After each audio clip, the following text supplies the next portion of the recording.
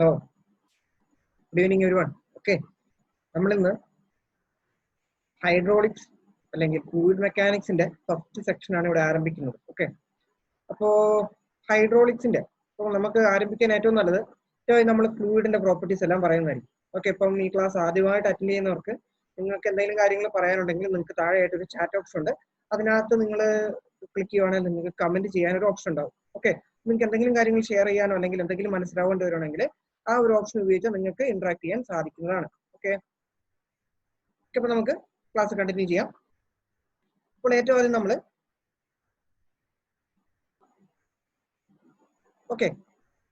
Fluid mechanics ഏറ്റവും ആദ്യം നമ്മൾ ഫ്ലൂയിഡ് മെക്കാനിക്സ് എന്താണ് ജസ്റ്റ് ഒന്ന് മനസ്സിലാക്കണം അല്ലേ? ഓക്കെ, അതിനു മുമ്പ് ഫ്ലൂയിഡ് മെക്കാനിക്സ് എന്ന് പറയുമ്പോൾ science that deals with the study of fluid at rest as well as in motion. അതായത് ഒരു നിശ്ചലാവസ്ഥയിലിരിക്കുന്ന ചലനാവസ്ഥയിൽ നിൽക്കുന്ന ഒരു ഫ്ലൂയിഡിനെ കുറിച്ചുള്ള പഠനമാണ് ഫ്ലൂയിഡ് മെക്കാനിക്സ്. ഓക്കെ, അപ്പോൾ ആ ഫ്ലൂയിഡിന്റെ സ്റ്റേറ്റ് അനുസരിച്ച് തന്നെ നമുക്ക് ഈ ഫ്ലൂയിഡ് മെക്കാനിക്സിനെ 3 ബ്രാഞ്ചായിട്ട് പിന്നെയും തിരിക്കാൻ പറ്റും. ഓക്കെ, ഏറ്റവും ആദ്യത്തേതാണ് fluid statics. Okay, fluid statics എന്ന് പറയുമ്പോഴത്തേക്കും ഒരു analysis of the fluid at rest, അതായത് നിശ്ചലാവസ്ഥയിൽ നിൽക്കുന്ന ഒരു ഫ്ലൂയിഡിന്റെ അനാലിസിസ് ആണ് നമ്മൾ ഫ്ലൂയിഡ് സ്റ്റാറ്റിക്സിൽ നമ്മൾ നോക്കുന്നത്. അതേപോലെ തന്നെ ഫ്ലൂയിഡ് കൈനമാറ്റിക്സും ഫ്ലൂയിഡ് ഡൈനാമിക്സും എപ്പോഴും ഓർത്തോളുക, അത് ഫ്ലൂയിഡിന്റെ മോഷനിലുള്ള അല്ലെങ്കിൽ മോഷനിൽ നിൽക്കുന്ന ഒരു ഫ്ലൂയിഡിന്റെ സ്റ്റഡിയാണ് എന്ത് ഫ്ലൂയിഡ് കൈനമാറ്റിക്സും ഫ്ലൂയിഡ് ഡൈനാമിക്സും. ഓക്കെ, അപ്പോൾ ഇത് തമ്മിലുള്ള വ്യത്യാസം എന്താ? ഓക്കെ, ഇത് തമ്മിലുള്ള വ്യത്യാസം എന്താന്ന് വെച്ചാൽ ഫ്ലൂയിഡ് കൈനമാറ്റിക്സ് എന്ന് വെച്ചാൽ ആ ഒരു ഫ്ലൂയിഡ് മോഷനിൽ ഇരിക്കുന്ന ഒരു ഫ്ലൂയിഡിനെ കുറിച്ചുള്ള സ്റ്റഡിയാണ്. പക്ഷെ ആ മോഷന് കാരണമായ ഫോഴ്സിനെ കുറിച്ച് നമ്മൾ പരാമർശിക്കുന്നില്ല, അല്ലെങ്കിൽ അത് നമ്മൾ അനലൈസ് ചെയ്യുന്നില്ല. അപ്പോൾ ജസ്റ്റ് നമ്മൾ ആ ഫ്ലൂയിഡിന്റെ മോഷന് കാരണം അല്ലെങ്കിൽ ആ ഒരു ഫ്ലൂയിഡിന്റെ മോഷൻ മാത്രമാണ് നമ്മൾ നോക്കുന്നത്, അല്ലാണ്ട് ഫ്ലൂയിഡ് ആ മോഷന് കോസ് ചെയ്ത ആ ഒരു ഫോഴ്സിനെ കുറിച്ച് നമ്മൾ പഠിക്കുന്നില്ല. അപ്പോൾ അതാണ് ഫ്ലൂയിഡ് കൈനമാറ്റിക്സ്, അതായത് just study of fluid in motion but not the cause of motion, അല്ലെങ്കിൽ the force which cause the motion. അതിനെയാണ് ഫ്ലൂയിഡ് കൈനമാറ്റിക്സ് എന്ന് പറയുന്നത്. അപ്പോൾ ഫ്ലൂയിഡ് ഡൈനാമിക്സ് എന്ന് പറയുമ്പോൾ എന്താണ്? മോഷനിലിരിക്കുന്ന ഒരു ഫ്ലൂയിഡും അതിന് കാരണമായ ആ മോഷന് കാരണമായ ഫോഴ്സിനെയും കുറിച്ചുള്ള പഠനമാണ് ഫ്ലൂയിഡ് ഡൈനാമിക്സ്.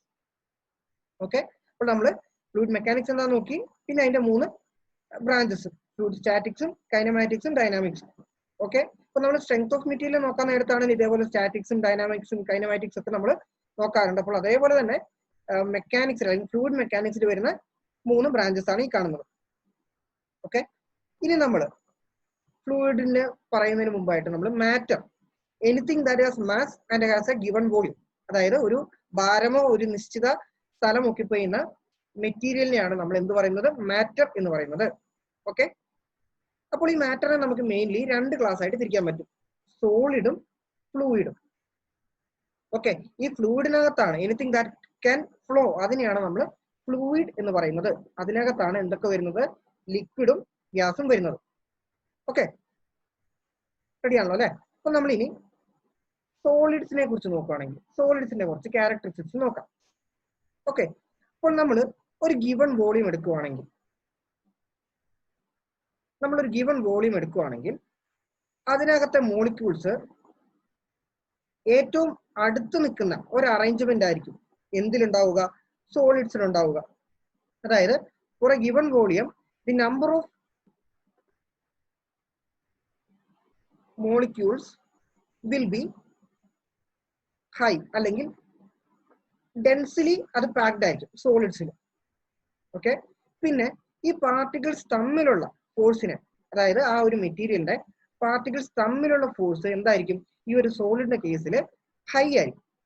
ഓക്കെ, അപ്പോൾ ഓർക്കണം, കൊഹസീവ് ഫോഴ്സ്, അതായത് ഒരേ തരത്തിലുള്ള പാർട്ടിക്കിൾസ് തമ്മിലുള്ള അട്രാക്ഷൻ ആണ് നമ്മൾ കൊഹെഷൻ എന്ന് പറയുന്നത്.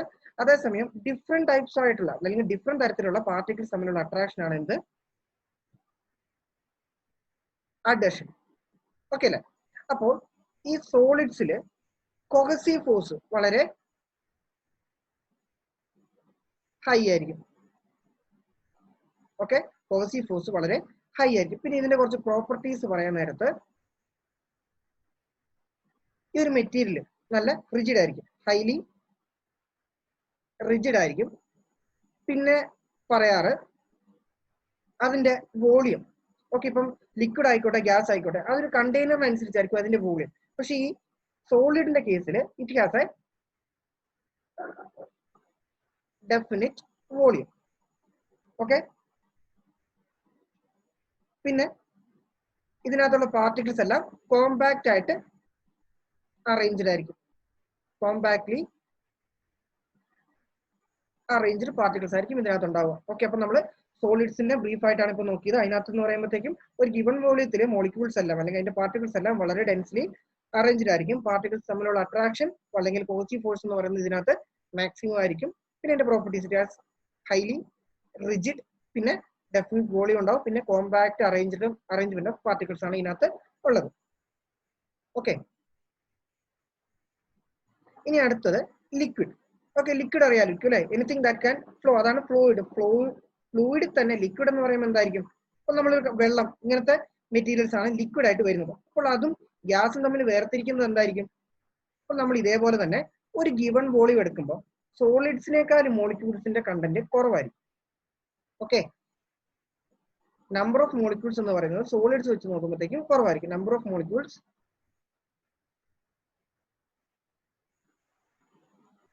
കമ്പാരിറ്റീവ്ലി ലെസർ ആയിരിക്കും.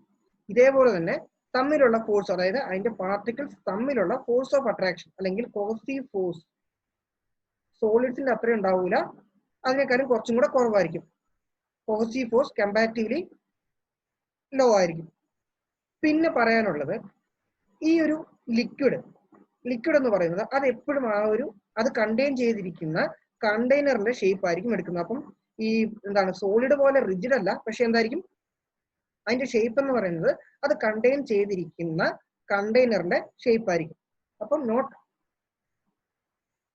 Rigid but take the shape of the container. പിന്നെ ഈ കൊഹസീവ് ഫോഴ്സ് വളരെ ലോ ആയതുകൊണ്ട് ഓർത്തോണം, എപ്പോഴും അതിന്റെ molecules are in continuous motion. അതിന്റെ മോളിക്യൂൾസ് തമ്മിൽ എപ്പോഴും ഒരു കൊളിഷൻ നടക്കുന്നുണ്ട്, അല്ലെങ്കിൽ അതിന്റെ പാർട്ടിക്കിൾസ് അല്ലെങ്കിൽ അതിനകത്തുള്ള മോളിക്യൂൾസ് എപ്പോഴും ഒരു കോൺസ്റ്റന്റ് മോഷനിലായിരിക്കും. ഏതില്? ലിക്വിഡില്. ഓക്കെ, പിന്നെ പറയാനുള്ളത് ഗ്യാസ് അല്ലേ. അപ്പോൾ ഗ്യാസ് എന്ന് പറയുമ്പോൾ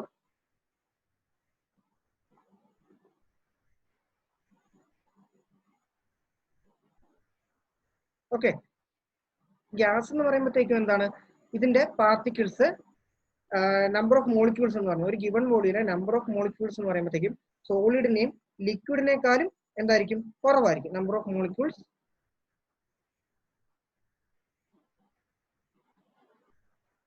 അതിനേക്കാളും കുറവായിരിക്കും. പിന്നെ പോസിറ്റീവ് ഫോഴ്സ് ഓഫ് പാർട്ടിക്കിൾസ് തമ്മിലുള്ള ഇന്റർമോളിക്കുലർ അട്രാക്ഷൻ ഇതിനകത്തും എന്തായിരിക്കും?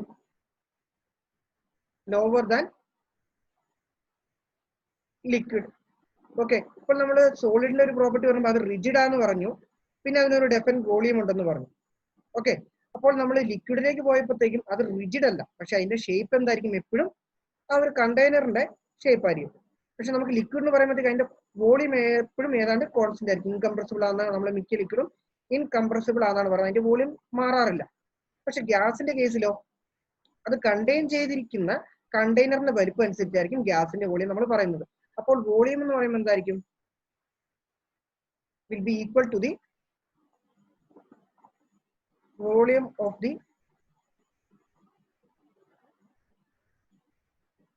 container in which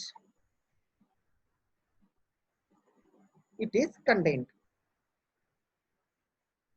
അത് നിറച്ചു വെച്ചിരിക്കുന്ന കണ്ടെയ്നറിന്റെ വോളിയം ആയിരിക്കും ആ ഒരു ഗ്യാസിന്റെ വോളിയം എന്ന് നമ്മൾ പറയാം. പക്ഷെ ലിക്വിഡിന് എങ്ങനെയായിരിക്കും?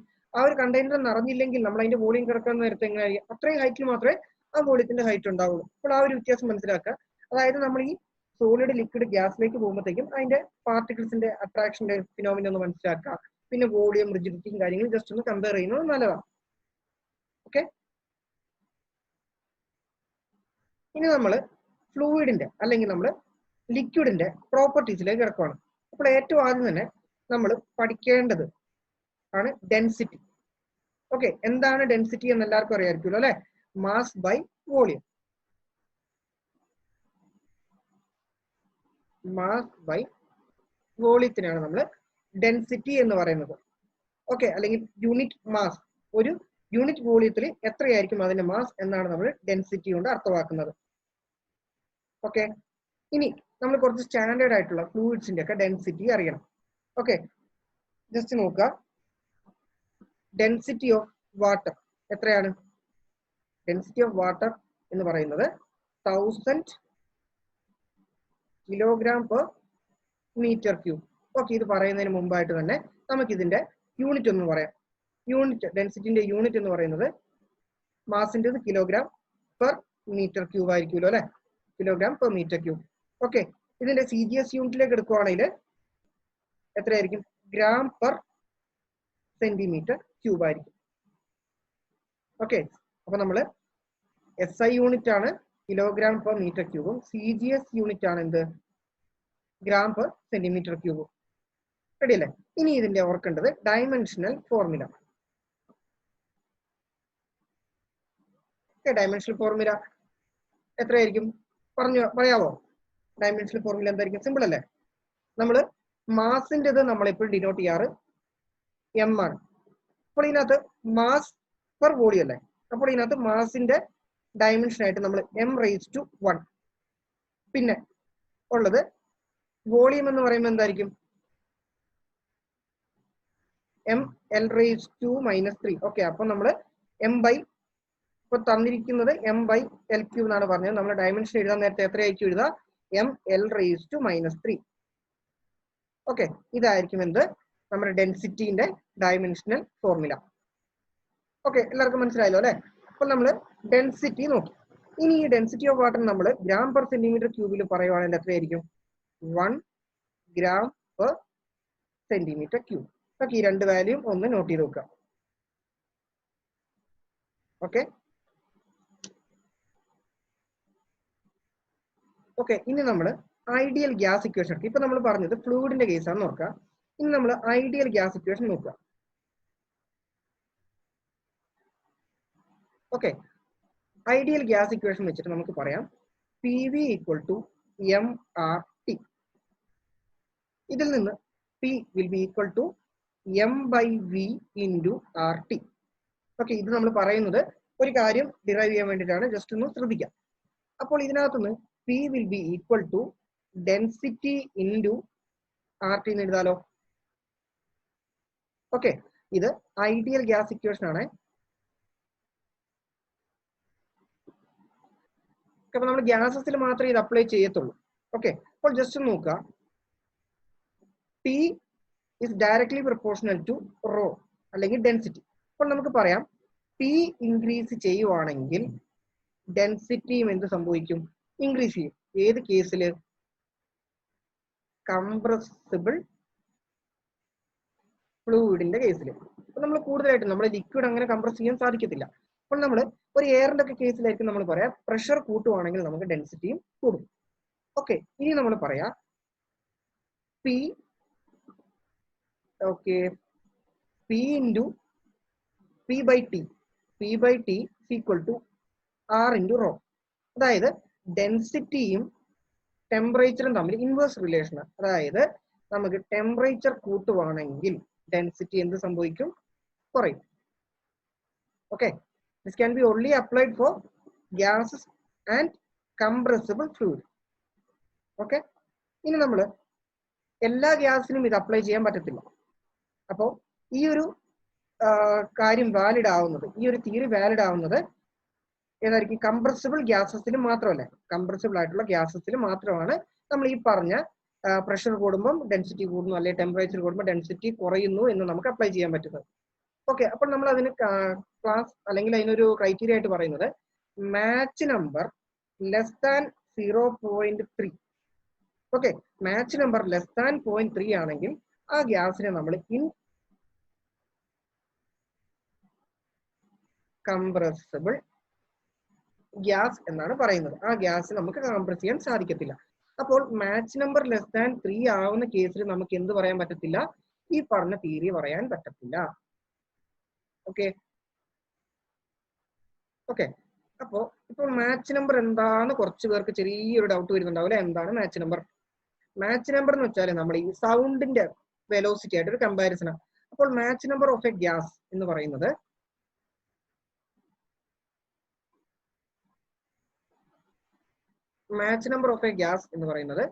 will be equal to the ratio of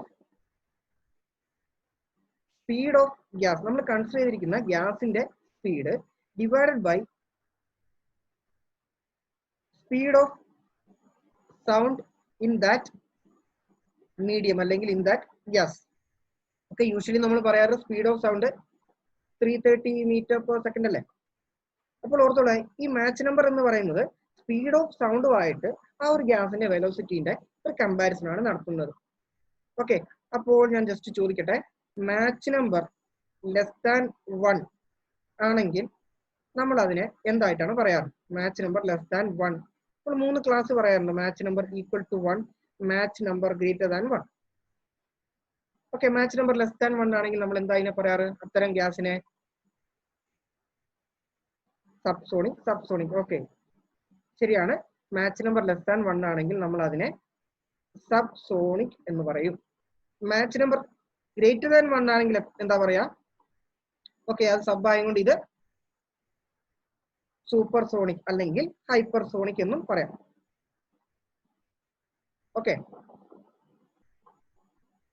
supersonic. Okay, റെഡിയാണ്. ഇനി മാച്ച് നമ്പർ ഈക്വൽ ടു 1 ആണെങ്കിലോ നമ്മൾ അതിനെ ട്രാൻസ്സോണിക് എന്നാണ് പറയുന്നത്, അല്ലെങ്കിൽ ജസ്റ്റ് സോണിക് എന്ന് പറയും, അല്ലെങ്കിൽ ട്രാൻസ്സോണിക് എന്ന് പറയും. ഓക്കെ, സോണിക് അല്ലെങ്കിൽ ട്രാൻസ്സോണിക് എന്നാണ്. ഇപ്പോൾ നമ്മൾ ഇതിനുമായിട്ട് സിമിലർ ആയിരുന്നു ക്രിട്ടിക്കലും സബ് ക്രിട്ടിക്കലും എല്ലാം അല്ലെ. നമ്മൾ അത് റെയ്നോൾഡ്സ് നമ്പറും ഫ്ലോട്ട്സ് നമ്പറും എല്ലാം വെച്ചിട്ടായിരുന്നു നോക്കുന്നത്.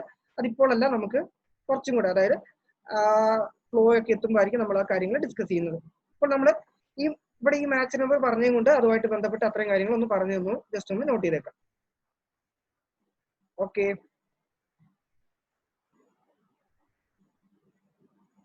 നമ്മൾ ഇനി ഇപ്പോൾ ഡെൻസിറ്റി മനസ്സിലായി, എല്ലാവർക്കും തന്നെ ഇക്വേഷൻ അറിയാമായിരിക്കും, മാസ് ബൈ വോളിയം ആയിരുന്നു.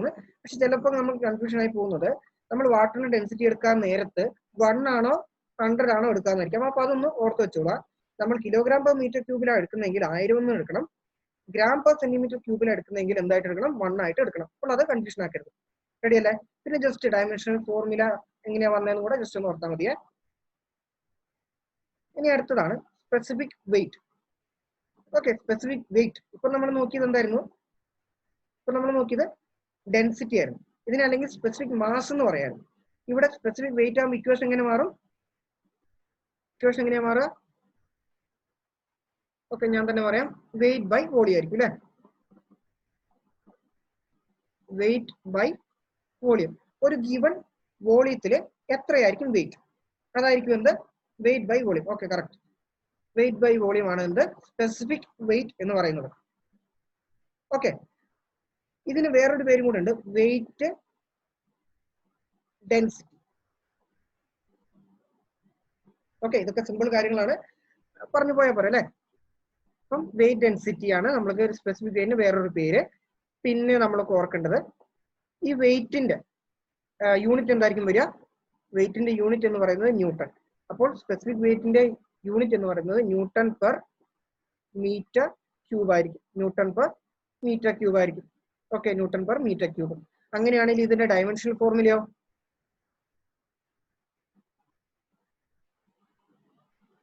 ഡയമെൻഷണൽ ഫോർമുല എത്ര വരും? ഓക്കെ, ഡയമെൻഷണൽ ഫോർമുല പറ്റുമോ? എനിബഡി? ഓക്കെ, അപ്പൊ നമുക്ക് ഡയമെൻഷണൽ ഫോർമുല പെട്ടെന്ന് കിട്ടുന്നില്ല അല്ലെ. അപ്പൊ കുറച്ച് പേർക്കെങ്കിലും ഒരു ചെറിയ കൺഫ്യൂഷൻ ഉണ്ടാവും. അപ്പൊ ഇങ്ങനെയാണെങ്കിൽ നമുക്ക് ന്യൂട്ടൺ എന്ന് പറയുന്ന ഫോഴ്സ് അല്ലെ, ഫോഴ്സ് എന്ന് പറയുന്നത് മാസ് ഇൻറ്റു ആക്സിലറേഷൻ ആണ് അല്ലെ. അപ്പോൾ kilogram metre per second square എഴുതാലോ, divided by metre cube. Okay, that will be equal to, കിലോഗ്രാമിനെ നമ്മൾ പറയാവുന്നത് മാസ് ആണ്. മാസ് L T⁻², പിന്നെ താഴെ മീറ്റർ ക്യൂബ് ഉള്ളത് കൊണ്ട് L⁻⁻3. അപ്പോൾ നമ്മുടെ ഡയമെൻഷൻ ഫോർമുല എങ്ങനെ വരും? M L⁻², T⁻². അപ്പൊ നമുക്കിപ്പോ കിട്ടിയിരിക്കുന്നത് സ്പെസിഫിക് വെയിറ്റിന്റെ ഡയമെൻഷണൽ ഇക്വേഷൻ ആണ്. റെഡിയാണോ? മനസ്സിലായോ? ഓക്കെ അല്ലേ? ഓക്കെ,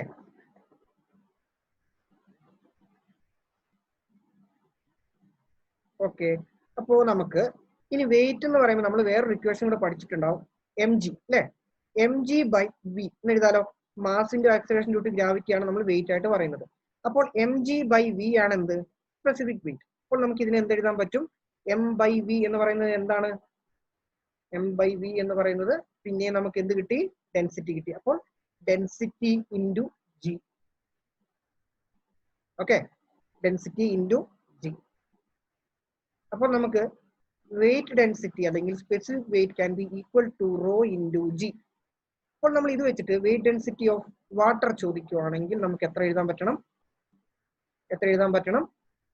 9.8 ഇൻറ്റു, ഓക്കെ റെഡിയാണ്, 9.8 ഇൻറ്റു 1000 എത്രയായിരിക്കും? ന്യൂട്ടൺ പെർ മീറ്റർ ക്യൂബ് എന്ന് പറയുമ്പോഴത്തേക്കും 9810 newton per metre cube. Ready അല്ലേ? SI യൂണിറ്റിൽ. ഓക്കെ, ഇനി നമുക്കുള്ളത് സ്പെസിഫിക് വോളിയം. സ്പെസിഫിക് വോളിയം എന്ന് പറയുമ്പോൾ എന്തായിരിക്കും? ഓക്കെ, സ്പെസിഫിക് വോളിയം എന്ന് പറയുമ്പോൾ ജസ്റ്റ് നോക്കുക, ഒരു given volume per given mass അല്ലെ. ഓക്കെ ഓക്കെ റെഡിയാണ്. ഒരു ഗിവൺ മാസ് എത്ര വോളിയം ഒക്യുപ്പൈ ചെയ്യുന്നുണ്ട്. അപ്പോൾ ഓർക്കേണ്ടത് സ്പെസിഫിക് വോളിയം നമ്മൾ അപ്ലൈ ചെയ്യാറ് എപ്പോഴും ഗ്യാസസിനാണ്. കാരണം എന്താ? ഒരു ഗിവൺ മാസ് അതിന്റെ കണ്ടെയ്നർ അനുസരിച്ച് പല വോളിയം ഒക്യുപ്പൈ ചെയ്യും. അപ്പോൾ ഗ്യാസസിലാണ് നമ്മൾ എപ്പോഴും എന്ത് പറയാറ്? Specific volume. കാരണം നമ്മളൊരു ഗിവൺ മാസ് എടുത്താൽ എത്ര വോളിയം അല്ലെങ്കിൽ ഒരു ലിക്വിഡ് എടുത്താൽ ആ ഒരു ഗിവൺ മാസിൽ എപ്പോഴും ഒരേ വോളിയം തന്നെ ആയിരിക്കും വരിക. പക്ഷെ ഗ്യാസിന്റെ കേസിലാണ് നമ്മൾ കണ്ടെയ്നർ അനുസരിച്ച്, അതായത് ഒരു വലിയ കണ്ടെയ്നർ ആണെങ്കിൽ ആ ഒക്യുപ്പൈ ചെയ്യുന്ന വോളിയം കൂടില്ല. അപ്പോൾ ഓർത്തോളുക, ഗ്യാസസിന്റെ കേസിലായിരിക്കും നമ്മൾ സ്പെസിഫിക് വോളിയം പറയാറ്. അപ്പോൾ സ്പെസിഫിക് വോളിയം നമ്മൾ ഡിനോട്ട് ചെയ്യുന്നത് വോളിയം പെർ യൂണിറ്റ് മാസ്. അതിന്റെ യൂണിറ്റ് എന്ന് പറയുന്നത് മീറ്റർ ക്യൂബ് പെർ കിലോഗ്രാം ആയിരിക്കും. ഓക്കെ, അത്രേ ഉള്ളൂ ഇതിന്റെ കേസിൽ. യൂണിറ്റ് ഒന്ന് ഓർക്കുക, പിന്നെ അതെന്താണ്, അതെവിടെയാണ് അപ്ലൈ ചെയ്യുന്നത്. ഇനി നമുക്ക് കുറച്ചും കൂടെ നോക്കാനുള്ളതാണ് സ്പെസിഫിക് ഗ്രാവിറ്റി. എല്ലാവർക്കും അറിയാമായിരിക്കുമല്ലോ അല്ലെ. നമ്മൾ പറയാറ് സ്പെസിഫിക് ഗ്രാവിറ്റി എന്ന് പറയുമ്പോഴത്തേക്കും weight of a given volume of a liquid by weight of same volume of standard fluid. അതായത് നമ്മൾ ഒരു വി വോളിയം ഒരു ഗിവൺ ലിക്വിഡ് എടുത്തു എന്ന് വിചാരിക്കും, അതേ വോളിയം സ്റ്റാൻഡേർഡ് ഫ്ലൂയിഡ് എടുക്കുക. അപ്പോൾ ഈ രണ്ട് വെയിറ്റിന്റെയും കൂടെ റേഷ്യോ ആണ് എന്ത്? Specific gravity. ഓക്കെ, അപ്പോൾ നമുക്ക് വെയിറ്റ് ഇപ്പോൾ V1 എന്നാണ് ഞാൻ എടുത്തിരിക്കുന്ന, ഇതിനെ ഞാൻ W1 എന്ന് കൊടുത്തു. Weight of given volume of liquid by V1 എന്ന് പറയുന്നത് volume of that liquid divided by weight of standard fluid by same volume V1. അപ്പോൾ നമുക്ക് ഇതിനെ എന്തെഴുതാൻ പറ്റും? Weight of given fluid divided by weight of standard fluid എന്ന് എഴുതാൻ പറ്റും. ഓക്കെ, അപ്പോൾ വെയിറ്റ് ബൈ വോളിയം എന്ന് പറയുന്നത് ശരിക്കും എന്ത് തന്നെയായിരുന്നു? Density of the given liquid divided by density of standard fluid എന്ന് എഴുതാലോ. കുഴപ്പമുണ്ടോ? ഇല്ല.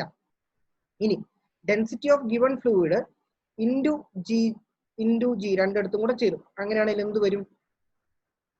Wait density divided by weight density of liquid divide by weight density of standard fluid. Okay, weight density of liquid by weight density of standard fluid. അപ്പോൾ നമ്മൾ മൂന്ന് equation just ഒന്ന് ഓർക്കാം. Okay, ഇനി specific ഗ്രാവിറ്റിന്റെ unit എന്തായിരിക്കും? Unitless quantity ആണ്. കാരണം എന്താ? യൂണിറ്റ്ലെസ് ആണ്. ഓക്കെ, നില്ല തന്നെയാണ്, കാരണം അതിന് യൂണിറ്റ് ഇല്ല. ഓക്കെ, പിന്നെ നമ്മൾ അറിയേണ്ടത് ഡെൻസിറ്റി, അതായത് സ്പെസിഫിക് ഗ്രാവിറ്റി ഓഫ് വാട്ടർ എന്ന് പറയുമ്പോൾ നമ്മൾ ഫ്ലൂയിഡിന്റെ കേസിൽ ലിക്വിഡ്സിൽ നമ്മൾ വാട്ടർ ആണ് സ്റ്റാൻഡേർഡ് ഫ്ലൂയിഡ് ആയിട്ട് എടുക്കുന്നത്. അതേപോലെ തന്നെ ഫ്ലൂയിഡിൽ എയർ ആണെങ്കിൽ സ്റ്റാൻഡേർഡ് ഫ്ലൂയിഡ് ആയിട്ട് എടുക്കുന്നത് അല്ല, എയർ ആണെങ്കിൽ ഗ്യാസ് ആണെങ്കിൽ നമ്മൾ എടുക്കുന്നത് എയർ ആയിരിക്കും സ്റ്റാൻഡേർഡ് ഫ്ലൂയിഡ്. ഓക്കെ, അപ്പോൾ മനസ്സിലായല്ലോ അല്ലെ? ഫ്ലൂയിഡിൽ ലിക്വിഡ് ആണെങ്കിൽ വാട്ടറും ഗ്യാസ് ആണെങ്കിൽ എയറും ആണ് സ്റ്റാൻഡേർഡ് ആയിട്ട് എടുക്കുന്ന ഫ്ലൂയിഡ്. അപ്പോൾ നമ്മൾ അറിയേണ്ടത് എന്താണ് specific gravity of H2O will be 1. Okay, specific gravity of mercury Hg എത്രയായിരിക്കും? 13.6 ആയിരിക്കും. Specific gravity of oil 0.9. Okay, ഇത്ര മനസ്സിലായി. ഇത് മൂന്നും ഒന്ന് ഓർത്ത് വെച്ചോളാം. നമ്മൾ മെർക്കുറി ഇടയ്ക്കിടയ്ക്ക് കേട്ടിട്ടുണ്ടാവും, ഓയിൽ ആയിരിക്കും ചിലപ്പം മിസ്സായി പോവുക. അപ്പോൾ സ്പെസിഫിക് ഗ്രാവിറ്റി ഓഫ് ഓയിൽ എന്ന് പറയുന്നത് 0.9 ആയിരിക്കും. അങ്ങനെയാണെങ്കിൽ നമുക്ക് ഡെൻസിറ്റി ഓഫ് ഓയിൽ കണ്ടുപിടിക്കാൻ എന്ത് ചെയ്യണം? ഡെൻസിറ്റി ഓഫ് ഓയിൽ എന്ന് പറയുമ്പോഴത്തേക്കും 0.9 ഇൻറ്റു ഡെൻസിറ്റി ഓഫ് വാട്ടർ ചെയ്താൽ പോരെ? എന്ന് പറയുമ്പോൾ എത്ര വരും? 900 എത്രയായിരിക്കും? Kilogram per metre cube. Okay, density of oil എന്ന് പറയുന്നത് 900 കിലോഗ്രാം പെർ മീറ്റർ ക്യൂബ് കിട്ടി. അതായത് നമ്മൾ ഈ റേഷ്യോ നോക്കിയില്ലേ, density of liquid by density of fluid into എന്ത് ചെയ്യണം? ഇൻറ്റു ആ തന്നിരിക്കുന്ന സ്പെസിഫിക് ഗ്രാവിറ്റി കൊണ്ട് മൾട്ടിപ്ലൈ ചെയ്താൽ നമുക്ക് എന്ത് കണ്ടുപിടിക്കാൻ പറ്റും? അറിയാത്ത ഫ്ലൂയിഡിന്റെ ഡെൻസിറ്റി നമുക്ക് കണ്ടുപിടിക്കാൻ സാധിക്കും. ഓക്കെ, ഇപ്പൊ ഞാനിവിടെ എഴുതിയിരിക്കുന്ന റോ എന്ന് പറയുന്നത് 1000 കിലോഗ്രാം പെർ മീറ്റർ ക്യൂബ് ആയതുകൊണ്ട് എന്ത് സംഭവിക്കുന്നു? ഡെൻസിറ്റി ഓഫ് ഓയിലും 900 കിലോഗ്രാം പെർ മീറ്റർ ക്യൂബിക്ക് തന്നെ കിട്ടും. ഓക്കെ, ഇനി ഇതിന്റെ കൂടെ അഡീഷണൽ ആയിട്ട് ഒരു കാര്യം കൂടെ ഓർക്കണം. ഡെൻസിറ്റി ഓഫ് എയർ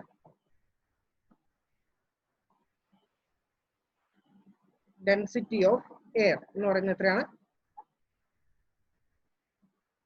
ഓക്കെ, നിമിഷം പറയുന്നുണ്ട് 1.2. Okay, 1.24 kilogram per metre cube. Okay, അപ്പോൾ നമുക്ക് സ്പെസിഫിക് ഗ്രാവിറ്റിയും ഇത്രയൊക്കെ തന്നെ ഉള്ളൂ. അത്യാവശ്യം മനസ്സിലായല്ലോ അല്ലെ? ഇനി അടുത്തതായിട്ട് കംപ്രസിബിലിറ്റി ആണ്. അപ്പോൾ കഴിഞ്ഞ സ്ട്രെങ്ത് ഓഫ് മെറ്റീരിയലിന്റെ ക്ലാസ് കേട്ടവർക്ക് നമ്മൾ കംപ്രസിബിലിറ്റി അവിടെ പറഞ്ഞിട്ടുണ്ടായിരുന്നു അല്ലെ? അപ്പോൾ കംപ്രസിബിലിറ്റി എന്ന് പറയുമ്പോൾ എന്താ?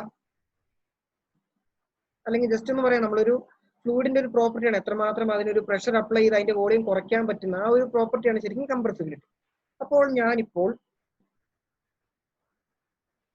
ഒരു ബീക്കർ എടുത്തു, ഇതിനകത്തൊരു പിസ്റ്റൺ പ്ലേസ് ചെയ്തു. ഓക്കെ, ഒരു പിസ്റ്റൺ. അപ്പോൾ ഇതിനകത്തൂടെ ഞാനൊരു പ്രഷർ പി അപ്ലൈ ചെയ്യുമെന്ന് വിചാരിക്കാം. ഓക്കെ, ഇതിന്റെ താഴെ ഒരു ഫ്ലൂയിഡ് ഉണ്ട്.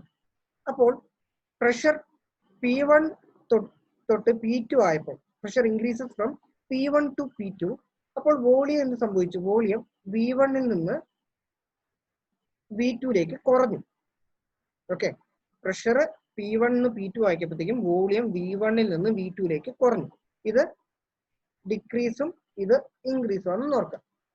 ഓക്കെ, അപ്പോൾ നമ്മൾ ഇപ്പൊ ഇതിനകത്തേക്ക് അപ്ലൈ ചെയ്തിരിക്കുന്ന ആ ഒരു ഫോഴ്സ് അത് നമ്മൾ നേരത്തെ പഠിച്ച പോലെ തന്നെ ഒരു സ്ട്രെസ് ആയിരുന്നു അല്ലെ? ഫോഴ്സ് ബൈ ഏരിയ, അതിനെയാണ് നമ്മൾ സ്ട്രെസ് എന്ന് പറയുന്നത്. അപ്പൊ പ്രഷറും എന്താണ്? അവർ ഇത്ര ഏരിയയിൽ നമ്മളൊരു ഫോഴ്സ് അപ്ലൈ ചെയ്യുന്നില്ലേ? രണ്ടിനും ഒരേ യൂണിറ്റ് തന്നെയാണ്. അപ്പോൾ ജസ്റ്റ് നമ്മൾ ഈ അപ്ലൈ ചെയ്ത പ്രഷർ ഇപ്പോൾ പി, ഓക്കെ, ഇതാണ് അതിനകത്ത് വരുന്ന നോർമൽ സ്ട്രെസ് ആയിട്ട് വിചാരിക്കും. ഓക്കെ, അങ്ങനെയാണെങ്കിൽ സ്ട്രെയിൻ എന്തായിരിക്കും? വോളിമെട്രിക് സ്ട്രെയിൻ എന്ന് പറയുന്നത് delta V by V. Okay, അതായത് V2 minus V1 by V. അപ്പോൾ ഇതിന്റെ സൈൻ നെഗറ്റീവ് ആകും. കാരണം എന്താ? ഡിക്രീസ് ആണല്ലോ. V2 V1 കുറവായത് കൊണ്ട് സൈൻ നെഗറ്റീവ് ആയിരിക്കും. അപ്പോൾ നമുക്ക് ഇങ്ങനെ എഴുതാൻ പറ്റും, bulk modulus. Okay, bulk modulus എന്ന് പറയുന്നത് normal stress by volumetric strain ആയിരുന്നു. അപ്പോൾ ഇവിടെ ഉണ്ടായ നോർമൽ സ്ട്രെസ് എന്താണ്? പി അല്ലെ? ആ കൊടുത്തിരിക്കുന്ന pressure divided by volumetric strain എന്ന് പറയുമ്പോഴത്തേക്കും negative delta V by V. ഇതാണ് എന്ത്? Bulk modulus. ഓക്കെ, അപ്പോൾ നമ്മൾ compressibility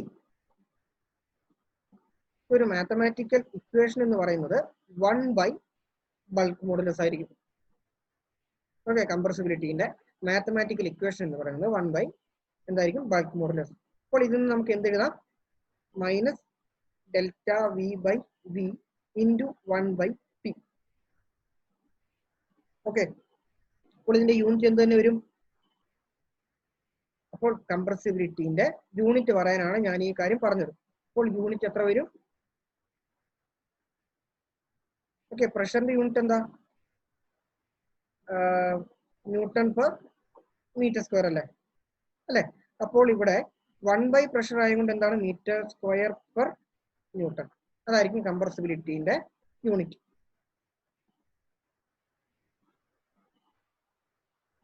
okay, metre square per newton അല്ലേ, ജൂളോ? ജൂൾ അല്ല, ന്യൂട്ടൺ ആണ്.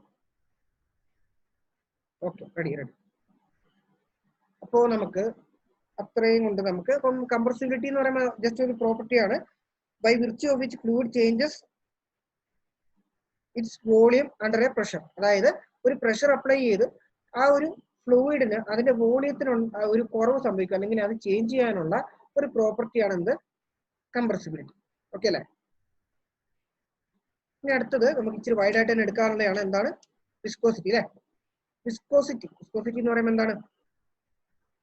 വിസ്കോസിറ്റി എന്ന് പറയുമ്പോഴത്തേക്ക് ഒരു റെസിസ്റ്റൻസ് ടു ഫ്ലോ ആണ്. അതിന് ഫ്ലോ ചെയ്യുന്ന സമയത്ത് അതിന് വരുന്ന ആ ഒരു റെസിസ്റ്റൻസ്, അതിനെയാണ് നമ്മൾ വിസ്കോസിറ്റി എന്ന് പറയുന്നത്. വിസ്കസ് എന്ന് പറയുമ്പോൾ എന്താണ്? ജസ്റ്റ് എപ്പോഴും ഒരു കൊഴുത്തിരിക്കുക, ആ ഒരു കൺസെപ്റ്റ് ആണ്.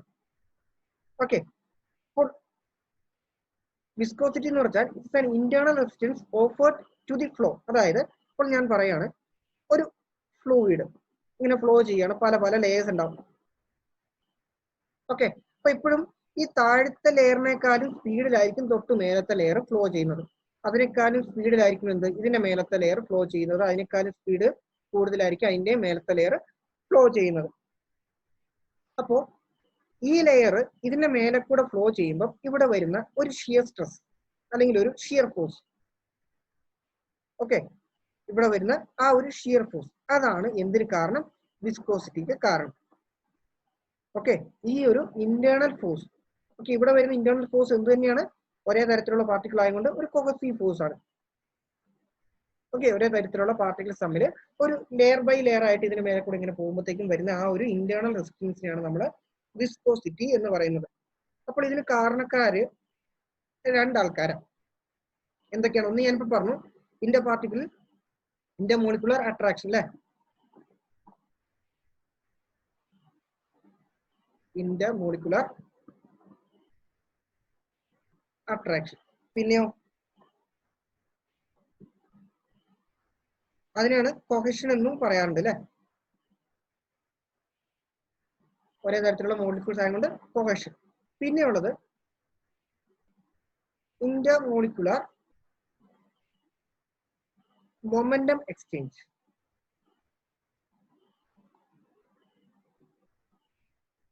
അതായത് ഈ ഒരു ലെയറിന് മേലെ ഈ ലെയർ ഇങ്ങനെ പോകുമ്പോഴത്തേക്കും രണ്ടിനും ഡിഫറെന്റ് മൊമെന്റ് ആയിരിക്കുമല്ലോ അല്ലെ? അപ്പോൾ അത് തമ്മിലുണ്ടാവുന്ന ആ ഒരു ഫ്രിക്ഷൻ ഫോഴ്സ് കാരണം എന്ത് സംഭവിക്കുന്നുണ്ട്? ഈ മേലത്തെ ലെയറിന് താഴത്തെ ലെയറിലേക്ക് ഒരു മൊമെന്റം എക്സ്ചേഞ്ച് നടക്കുന്നുണ്ട്. അപ്പോൾ ഈ രണ്ട് പ്രോപ്പർട്ടീസ് അല്ലെങ്കിൽ ഈ രണ്ട് റീസൺ കാരണമാണ് എന്ത് നടക്കുന്നത്? വിസ്കോസിറ്റി ഫോം ചെയ്യുന്നത്. ഓക്കെ, ഇനി റെഡിയാണോ? സ്പീഡായി പോകുന്നുണ്ടോ പറയുന്നത്? എല്ലാവർക്കും കിട്ടുന്നില്ലേ? ഓക്കെ, ഒന്ന് റെസ്പോണ്ട് ചെയ്തേ. പറയുന്നത് മനസ്സിലാവുന്നില്ലേ?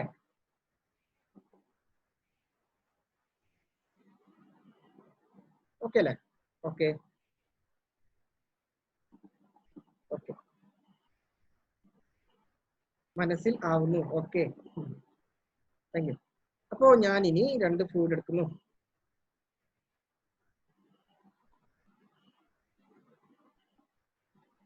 ഓക്കെ, അപ്പോൾ ഞാൻ ഒരു ഡേറ്റം എടുക്കുന്നേ താഴെ.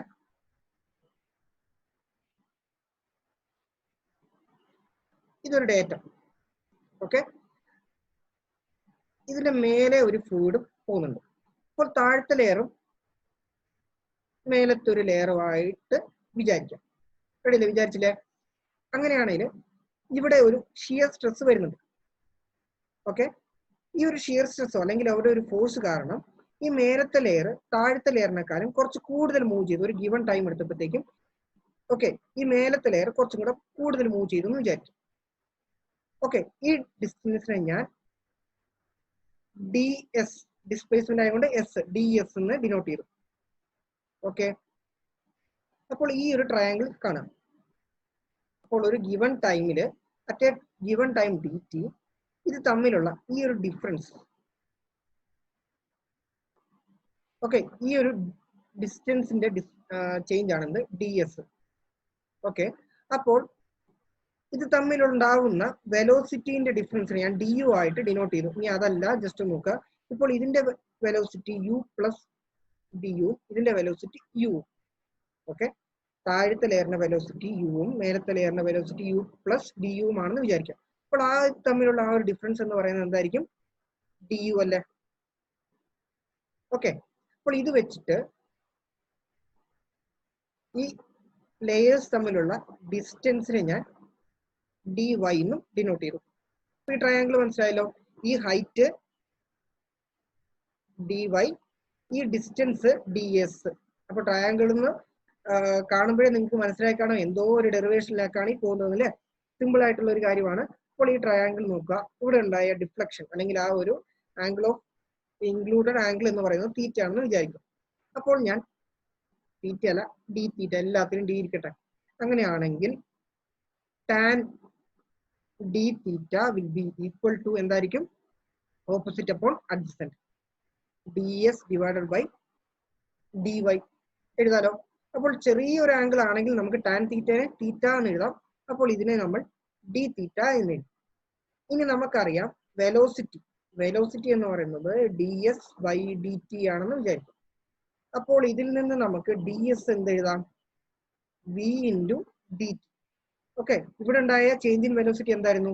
D U. D U into D T. Okay, ഇത് നിങ്ങൾ നോട്ട് ചെയ്യണമെന്നില്ല. നമുക്ക് ആ ഫൈനൽ ഇക്വേഷൻ എങ്ങനെ വന്നതെന്നൊന്ന് മനസ്സിലാക്കുന്നത് നല്ലതാണ്.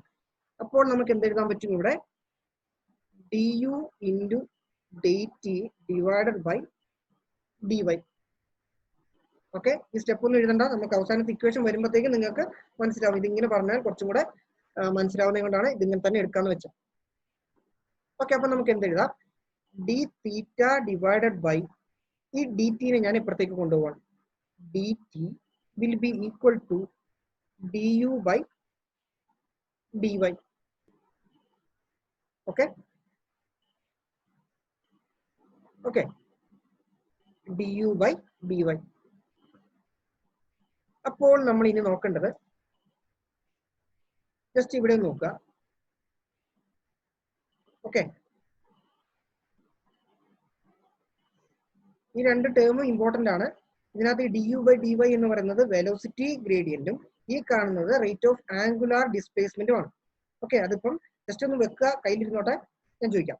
അങ്ങനെയാണെങ്കിൽ നമുക്കിപ്പോൾ രണ്ട് ലെയേഴ്സ് രണ്ട് വെലോസിറ്റിയിലാണ് മൂവ് ചെയ്യുന്നത് അല്ലേ? അപ്പോൾ ഇവിടെ വരുന്ന ഒരു ഷിയർ ഫോഴ്സ് എഫ് കൂടുവാണെങ്കിൽ എന്ത് സംഭവിക്കും? ആസ് എഫ് ഇൻക്രീസസ്, അതായത് ആ ഒരു ഹയർ വെലോസിറ്റിക്ക് കാരണമായ ഫോഴ്സ് ഇൻക്രീസ് ചെയ്യുവാണെങ്കിൽ ഓട്ടോമാറ്റിക്കലി നമ്മുടെ ഡി തീറ്റ ബൈ ഡി ടിയും എന്ത് സംഭവിക്കും? ഇൻക്രീസ് ചെയ്യും. ഓക്കെ, അതായത് ആ ഒരു മോഷന് കാരണമായ ആ ഒരു ഷിയർ ഫോഴ്സ് കൂടുവാണെങ്കിൽ നമ്മുടെ ഡി തീറ്റ ബൈ ഡി ടിയും എന്ത് സംഭവിക്കുന്നു? കൂടുന്നു. അപ്പോൾ നമുക്ക് ഷിയർ സ്ട്രെസ് എന്ന് പറയുന്നത് എന്താണ്? Shear force by area. അപ്പോൾ ഷിയർ സ്ട്രെസ്സിനെ നമ്മൾ ടോ എന്നാണ് ഡിനോട്ട് ചെയ്യുന്നത്, equal to F by A. അപ്പോൾ ഇതിൽ നിന്ന് എഫ് ഇൻക്രീസ് ചെയ്യുവാണെങ്കിൽ as F increases shear stress also increases. അപ്പോൾ ഈ ലെയറിൽ ഉണ്ടാവുന്ന ഷിയർ സ്ട്രെസ്സും എന്ത് സംഭവിക്കുന്നു? വർദ്ധിക്കുന്നു.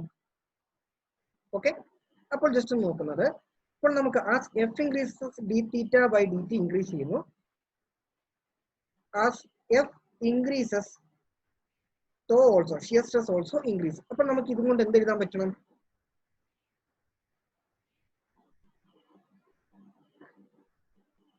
To is directly proportional to D theta by D T.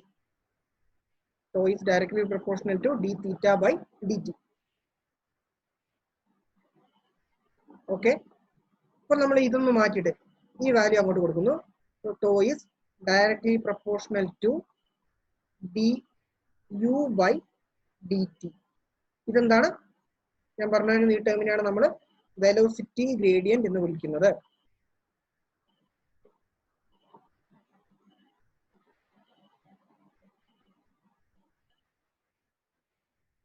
Okay, അപ്പോൾ നമ്മൾ ഇവിടെയുള്ള ഈ ഇക്വേഷൻ അല്ലെങ്കിൽ പ്രൊപ്പോർഷണാലിറ്റി മാറ്റാൻ വേണ്ടിയിട്ട് ഞാനൊരു കോൺസ്റ്റന്റിനെ ഇൻട്രൊഡ്യൂസ് ചെയ്തു. ഇതിനെയാണ് നമ്മൾ മ്യൂ എന്ന് വിളിക്കുന്നത്. Equal to D U into D T. ഈ മ്യൂവിനെയാണ് നമ്മൾ എന്ത് വിളിക്കുന്നത്?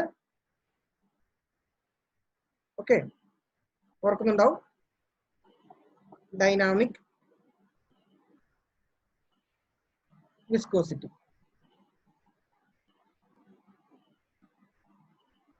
Coefficient of dynamic viscosity. Okay, coefficient of viscosity അല്ലെങ്കിൽ നമ്മൾ ഡൈനാമിക് വിസ്കോസിറ്റി എന്നാണ് ഈ ഒരു മ്യൂവിനെ പറയുന്നത്. ഓക്കെ, കോഎഫിഷ്യന്റ് ഓഫ് വിസ്കോസിറ്റി അല്ലെങ്കിൽ ഡൈനാമിക് വിസ്കോസിറ്റി. ഓക്കെ അല്ലേ? ഇപ്പൊ മ്യൂ ഇപ്പൊ കിട്ടി അല്ലേ? ഇനി നമ്മൾ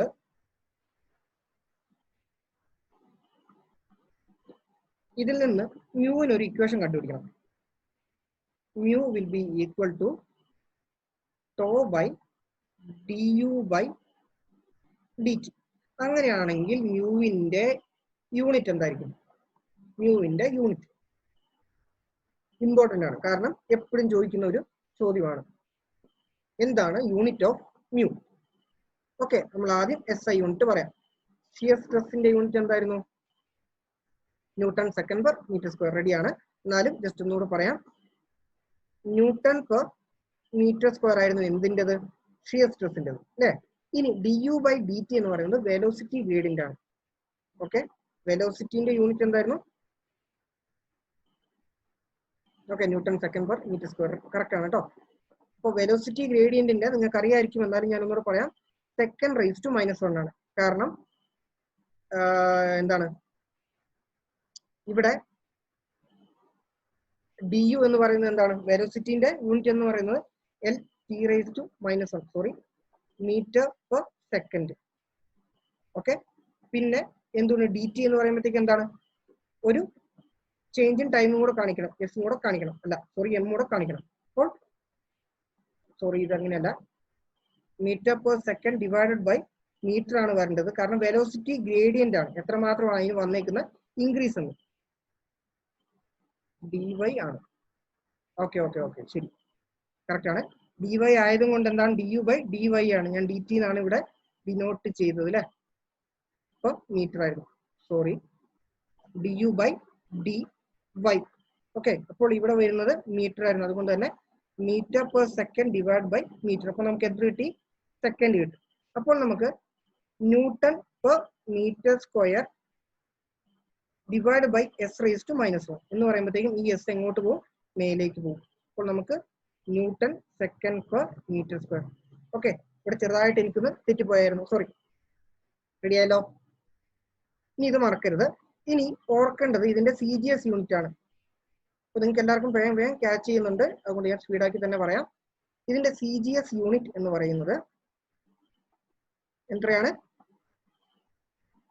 ഓക്കെ, സി ജി എസ് യൂണിറ്റിന് വേറൊരു പേരും കൂടി ഉണ്ട്, പോയിസി. ഓക്കെ, ഇതിന്റെ സി ജി എസ് യൂണിറ്റ് ആണ് പോയിസി. കേട്ടിട്ടുണ്ടോ? ഓക്കെ, ഈ പോയിസിനെ പറയുന്നതാണ് എന്ത്? അല്ലെങ്കിൽ നമ്മളിപ്പോ നേരത്തെ കണ്ട എസ് ഐ യൂണിറ്റ് ഇല്ലേ? സെക്കൻഡ് അല്ല, ഒന്ന് ശ്രദ്ധിച്ചേ, ഞാൻ പറയാം. ഇപ്പോൾ നേരത്തെ കണ്ട ന്യൂട്ടൺ സെക്കൻഡ് പെർ മീറ്റർ സ്ക്വയറിനെ നമ്മൾ പാസ്കൽ സെക്കൻഡ് എന്നും പറയാറുണ്ട്. ഓക്കെ, അതായത് ഡൈനാമിക് വിസ്കോസിറ്റിന്റെ S I unit pascal second എന്നും നമ്മൾ ഡിനോട്ട് ചെയ്യാറുണ്ട്. സി ജി എസ് യൂണിറ്റ് എന്ന് പറയുന്നത് പോയിസിയാണ്. ഓക്കെ, അപ്പോൾ ഞാൻ ജസ്റ്റ് നിങ്ങളോട് ചോദിക്കുവാണ്, ഈ പോയിസിയും എസ് ഐ യൂണിറ്റും തമ്മിലുള്ള relation.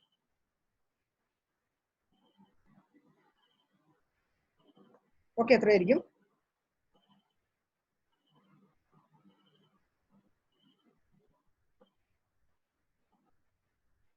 .1 newton per. Okay okay, റെഡിയാണ്. ഓക്കെ, അതപ്പം ഞാനത് ഡിസ്ക്രൈബ് ചെയ്യേണ്ടെന്ന് തോന്നുന്നു. ജസ്റ്റ് വേണേൽ ഒന്ന് നോട്ട് ചെയ്ത് വെച്ചോളാം. 10 poise will be equal to 1 pascal second, അല്ലെങ്കിൽ 1 newton second per metre square. Okay, 10 poise, അല്ലെങ്കിൽ നമ്മൾ ഇവിടെ 1/10 വരും. ഓക്കെ, 0.1. ഇപ്പം കിട്ടിയ ഒരു ആൻസർ 0.1 എന്നായിരുന്നു പറഞ്ഞേക്കുന്നത്. Okay, 0.1 newton second per metre square, അല്ലെങ്കിൽ 10 poise will be equal to 1 pascal second എന്ന് ഓർക്കാം. ഓക്കെ, റെഡി അല്ലേ? അത് ഡിസ്ക്രൈബ് ചെയ്യണ്ടല്ലോ അല്ലെ? അപ്പൊ അവിടെ നമുക്ക് ആകെ ആവശ്യം പോയിസി എന്ന് പറയുന്നത് dyne second per centimetre square ആണ്. അപ്പോൾ 1 ഡൈൻ എന്ന് പറയുന്നത് എത്രയായിരിക്കും? 10⁻⁻5 ന്യൂട്ടൺ വരും. ഓക്കെ, 1 സെന്റിമീറ്റർ സ്ക്വയർ എന്ന് പറയുന്നത് 10⁻⁻4 മീറ്റർ വരും. അപ്പോൾ ഇതിങ്ങനെ ക്യാൻസൽ ചെയ്യുമ്പോഴാണ് നമുക്ക് ആ വാല്യൂ വരുന്നത്. Okay, 1 poise equal to 1 dyne second per centimetre square. Okay അല്ലേ? ഇനി നമ്മൾ ഇതുമായിട്ട് സിമിലർ ആയിട്ട് തന്നെ ഡൈനാമിക് വിസ്കോസിറ്റി. ഡൈനാമിക് വിസ്കോസിറ്റി എന്ന് പറയുമ്പോൾ എന്താണ്? ഡൈനാമിക് വിസ്കോസിറ്റി എന്ന് പറയുമ്പോൾ ഇപ്പൊ നമ്മൾ പഠിച്ചത് ഡൈനാമിക് വിസ്കോസിറ്റി ആയിരുന്നു അല്ലെ? ഓക്കെ, ഇനി നമുക്ക് നോക്കാനുള്ളതാണ് കൈനമാറ്റിക് വിസ്കോസിറ്റി. കൈനമാറ്റിക് വിസ്കോസിറ്റി എന്ന് പറയുമ്പോഴത്തേക്കും എന്താണ്? Dynamic viscosity per density divided by density. Okay, ഇതിനെയാണ് നമ്മൾ എന്ത് പറയുന്നത്? Kinematic viscosity. അപ്പോൾ നമ്മൾ ഇതിന്റെ അറിയേണ്ടത് ഇതിന്റെയും യൂണിറ്റ് എന്താണ്? ഇതിന്റെയും യൂണിറ്റ് എന്താണ്? ഓക്കെ, റെസ്പോണ്ട് ചെയ്തോ. ഇതിന്റെ യൂണിറ്റ് ഓക്കെ, ആൻസർ വരുന്നുണ്ട് മീറ്റർ സ്ക്വയർ പെർ സെക്കൻഡ്. വേറെ ഓപ്ഷൻസ് ഉണ്ടോ? വേറെ ആൻസേഴ്സ് ഉണ്ടോ? ഓക്കെ, അതിന്റെ യൂണിറ്റ് എന്ന് പറയുന്നത് മീറ്റർ സ്ക്വയർ പെർ സെക്കൻഡ് ആണ്. കറക്റ്റ് ആണ്. ഓക്കെ, ഇതിന് നമ്മൾ ഓർക്കേണ്ടതാണ് ഇതിന്റെയും CGS യൂണിറ്റ് എത്രയാണ്? CGS unit stokes. Okay, ready. ഇനി നിങ്ങൾക്ക് ഒരു കാര്യം കൂടെ ജസ്റ്റ് ഒന്ന് ഓർക്കണം, അതും തമ്മിലുള്ള റിലേഷൻ എന്താണ്? അത് തമ്മിൽ റിലേറ്റ് ചെയ്യുമ്പോൾ എത്ര വരും? 10⁻⁴ stokes will be equal to 1 metre square per second. Okay, 10⁻⁴ stokes. Ready. അപ്പോൾ ഇത് ഡിസ്ക്രൈബ് ചെയ്യണ്ടല്ലോ അല്ലെ? ഡൈനാമിക് വിസ്കോസിറ്റി എന്ന് ഓർക്കണം. യൂണിറ്റ് എന്ന് പറയുന്നത് മീറ്റർ സ്ക്വയർ പെർ സെക്കൻഡ് ആണ്. CGS യൂണിറ്റ് എന്ന് പറയുന്നത് സ്റ്റോക്സ് ആയിരിക്കും. 10⁻⁴ സ്റ്റോക്സ് ആണ് 1 metre square per second. Okay, ഇനി ഇപ്പോൾ നമ്മൾ ഇവിടെ ഒരു equation എഴുതിയില്ലായിരുന്നോ?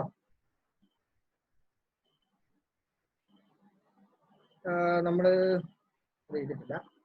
Shear stress tau is equal to mu into d theta by dt എന്ന് എഴുതി. അതുപോലെ തന്നെ നമുക്ക് വേണമെങ്കിൽ tau is equal to mu into d u divided by dy. Okay, ഇതാണ് നമ്മുടെ ന്യൂട്ടൺസ് ലോ ഓഫ് വിസ്കോസിറ്റി. അപ്പൊ ഇത് പ്രകാരം 1 mu will be equal to shear stress developed per unit velocity gradient. ഒരു യൂണിറ്റ് റേറ്റ് ഓഫ് വെലോസിറ്റി ഗ്രേഡിയന്റിന് വരുന്ന shear stress അല്ലെങ്കിൽ ആ ഒരു യൂണിറ്റ് റേറ്റ് വെലോസിറ്റി ഉണ്ടാവാൻ വേണ്ടിയിട്ട് എടുക്കുന്ന ഷിയർ സ്ട്രെസ്സിനെയാണ് നമ്മൾ എന്ത് പറയുന്നത്? ഡൈനാമിക് വിസ്കോസിറ്റി എന്ന് പറയുന്നത്. ഓക്കെ, ഇവിടെ പറഞ്ഞത് എന്തായിരുന്നു? Velocity gradient. അപ്പോൾ ഞാൻ ഇവിടെ വേറൊരു ടേമും കൂടെ ഉപയോഗിച്ചായിരുന്നു അല്ലെ? ഈ velocity gradient will be equal to എന്തായിരുന്നു? Rate of angular deformation. d theta by dt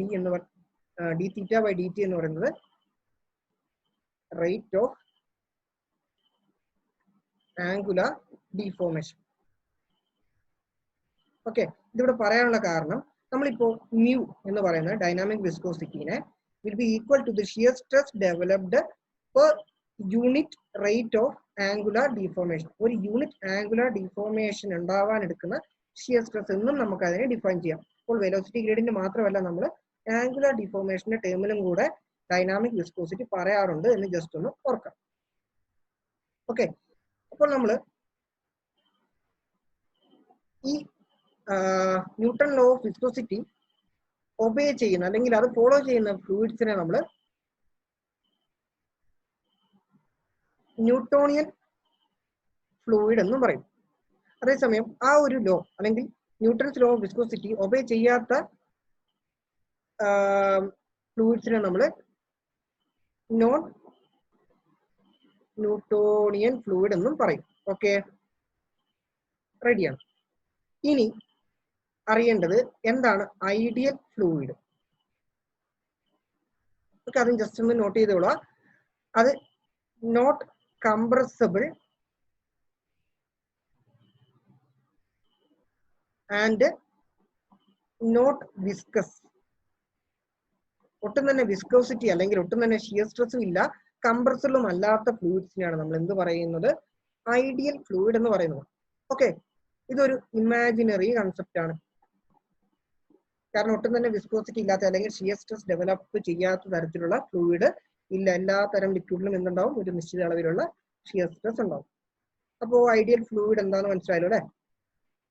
ഇനി ഐഡിയൽ ഫ്ലൂയിഡ് അല്ലാത്ത വിസ്കോസിറ്റി അല്ലെങ്കിൽ കംപ്രസിബിൾ ആയിട്ടുള്ള ഫ്ലൂയിഡ്സിനെ നമ്മൾ എന്ത് പറയും? റിയൽ ഫ്ലൂയിഡ് എന്നും പറയും. ഓക്കെ, സിമ്പിൾ ആയിട്ടുള്ള കാര്യമാണ്, നിങ്ങൾക്ക് അറിയാവുന്ന കേസ് ആയിരിക്കും. ഇനി ഫ്ലൂയിഡിനെ നമുക്ക് മെയിൻലി രണ്ടായിട്ട് തരക്കാം, ന്യൂട്ടോണിയനും നോൺ ന്യൂട്ടോണിയനും. ഈ ന്യൂട്ടോണിയനെ ടൈം ഡിപ്പെൻഡന്റും നോൺ ന്യൂട്ടോണിയനെ ടൈം ഡിപ്പെൻഡന്റും ടൈം ഇൻഡിപെൻഡന്റുമായിട്ട് നമുക്ക് വേർതിരിക്കാം. ടൈം ഡിപ്പെൻഡന്റ് വരുന്നതാണ് തിക്സോട്രോപിക് ഫ്ലൂയിഡ് അല്ലെങ്കിൽ റിയോപെറ്റിക് ഫ്ലൂയിഡ്. ഈ രണ്ടും ടൈം ഡിപ്പെൻഡന്റ് ആയിട്ടുള്ള നോൺ ന്യൂട്ടോണിയൻ ഫ്ലൂയിഡ് ആണ്. നോൺ ന്യൂട്ടോണിയൻ ഫ്ലൂയിഡ് എന്താണെന്ന് പറഞ്ഞായിരുന്നല്ലോ അല്ലെ? ന്യൂട്ടൺസ് ലോ ഒബേ ചെയ്യാത്ത ഫ്ലൂയിഡ് ആണ് നോൺ ന്യൂട്ടോണിയൻ. ഇനി അതിനകത്ത് ടൈം ഇൻഡിപെൻഡന്റ് ആയിട്ടുള്ള പ്രോപ്പർ അല്ലെങ്കിൽ ഫ്ലൂയിഡ്സിനെയാണ് നമ്മൾ ഡൈലേറ്റന്റ്, സ്യൂഡോ പ്ലാസ്റ്റിക് അല്ലെങ്കിൽ ബിംഗം പ്ലാസ്റ്റിക് എന്നൊക്കെ നമ്മൾ പറയാറ്. ഓക്കെ, അപ്പോൾ ഈ മൂന്ന് ഫ്ലൂയിഡും അതിന്റെ കുറച്ച് പ്രോപ്പർട്ടീസുമാണ് ഇനി നമുക്ക് നോക്കാനുള്ളത്.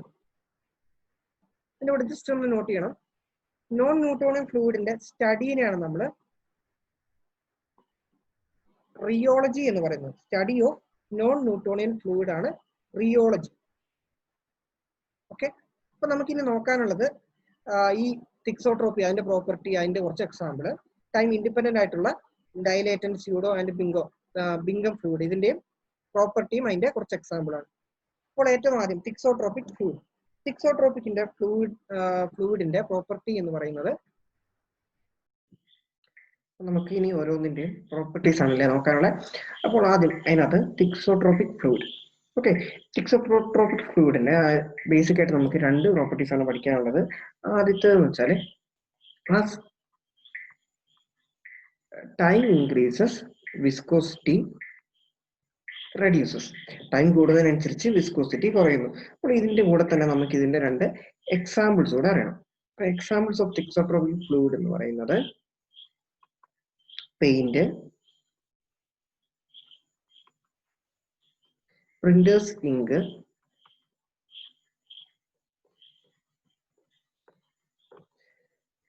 പിന്നെ ലിപ്സ്റ്റിക്. ഓക്കെ, അപ്പം ഈ ഒരു എക്സാമ്പിൾസ് വെച്ചിട്ട് വേണം നമുക്കിനി രണ്ടാമതായിട്ട് ഒരു പ്രോപ്പർട്ടിയും കൂടെ പഠിക്കാനുണ്ട്. അതായത് ഈ തിക്സോട്രോപിക് ഫ്ലൂയിഡിന്റെ മറ്റൊരു പ്രോപ്പർട്ടിയാണ് at higher shear stress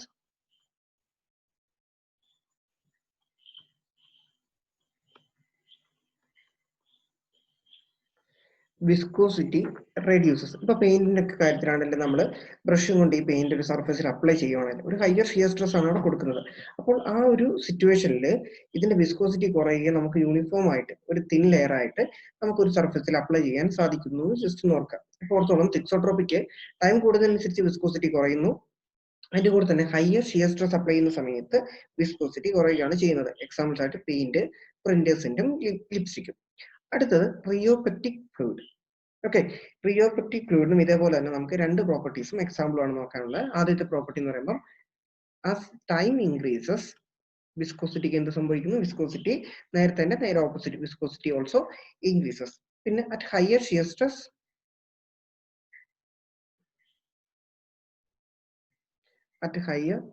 stress viscosity again increases. Okay, ഇവിടെ രണ്ട് കേസിലും വിസ്കോസിറ്റി ഇൻക്രീസ് ചെയ്യാന്ന് ഓർക്കുക. ഇതിന്റെ എക്സാമ്പിൾസ് ആയിട്ട് പഠിക്കാനുള്ളത് ജിപ്സം പേസ്റ്റ് ആണ്. Examples of റിയോപെക്റ്റിക് fluid,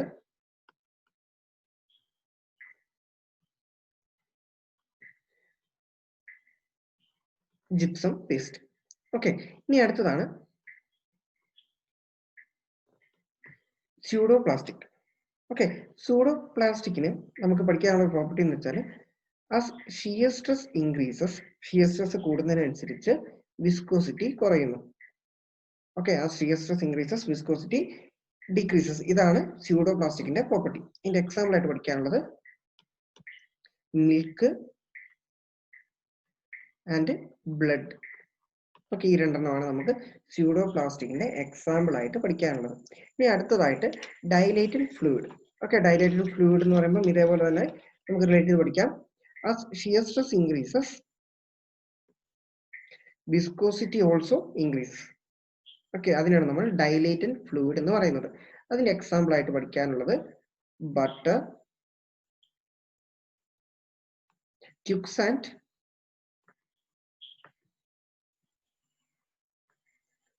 and sugar solution.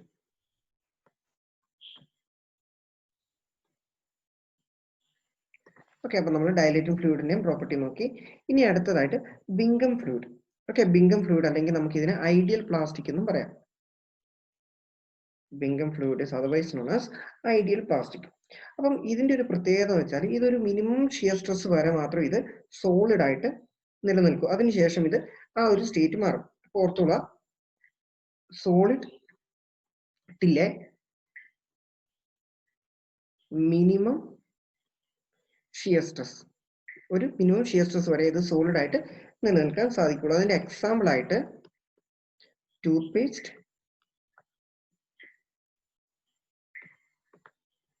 പിന്നെ സീവേജ്. ഒക്കെ അതൊരു സെമി ലിക്വിഡ് സ്റ്റേറ്റിലേക്കൊക്കെ മാറുന്നതായിട്ട് ജസ്റ്റ് ഓർക്കുക. അപ്പോൾ ഓർത്തോളൂ, അതിന്റെ ബിംഗം പ്ലാസ്റ്റിക്കിന്റെ എക്സാമ്പിൾ ആയിട്ട് ടൂത്ത് പേസ്റ്റ് അല്ലെങ്കിൽ സീവേജ് ആണ് നമ്മൾ ഓർക്കേണ്ടത്. ഓക്കെ, ഇതിന്റെ കൂടെ തന്നെ നമുക്കിത് കുറച്ചും കൂടെ മനസ്സിലാക്കാനായിട്ട് ഒരു റിലേഷൻ കൂടെ പഠിക്കണം. ഓക്കെ, ഈ ഒരു ഗ്രാഫിൽ തരുന്നത് ഡിഫറെന്റ് ഫ്ലൂയിഡിന് variation with shear stress and velocity gradient, അല്ലെങ്കിൽ ഷിയർ സ്ട്രെസിനെയും വെലോസിറ്റി ഗ്രേഡിയന്റും തമ്മിലുള്ള ഒരു റിലേഷൻ ആണ് ഈ ഒരു ഗ്രാഫിൽ കൂടെ നമുക്ക് കാണുന്നത്. ഓക്കെ, ഇവിടെ നമുക്കൊരു ഇന്റർസെപ്റ്റ് കാണാം അല്ലെ, ഒരു y ഇന്റർസെപ്റ്റ് കാണാം. അതിനെയാണ് നമ്മൾ yield ഷിയർ സ്ട്രെസ് എന്ന് പറയുന്നത്. ഇതിനകത്ത് നമ്മൾ y ആക്സിസിൽ രേഖപ്പെടുത്തുന്നത് ഷിയർ സ്ട്രെസ്സും x ആക്സിസിൽ രേഖപ്പെടുത്തുന്നത് വെലോസിറ്റി ഗ്രേഡിയന്റും ആണെന്ന് ഓർക്കുക. അപ്പോൾ നമ്മൾ പല ഫ്ലൂയിഡിന് ഈ ഒരു ഷിയർ സ്ട്രെസിന്റെ അല്ലെങ്കിൽ വെലോസിറ്റി ഗ്രേഡിയന്റിന്റെ തമ്മിലുള്ള വ്യത്യാസം അല്ലെങ്കിൽ ആ ഒരു വേരിയേഷൻ ആണ് നമ്മൾ ഈ ഒരു ഗ്രാഫിൽ കൂടെ പ്ലോട്ട് ചെയ്യുന്നത്. അപ്പോൾ ഇവിടെ കോൺസ്റ്റന്റ് വെലോസിറ്റി ഗ്രേഡിയന്റിൽ തന്നെ ഷിയർ സ്ട്രെസ് മാറുവാണെങ്കിൽ, അതായത് നമ്മൾ ഈ ഒരു y ആക്സിസിനെ നമുക്ക് ഐഡിയൽ സോളിഡ് എന്ന് പറയാം.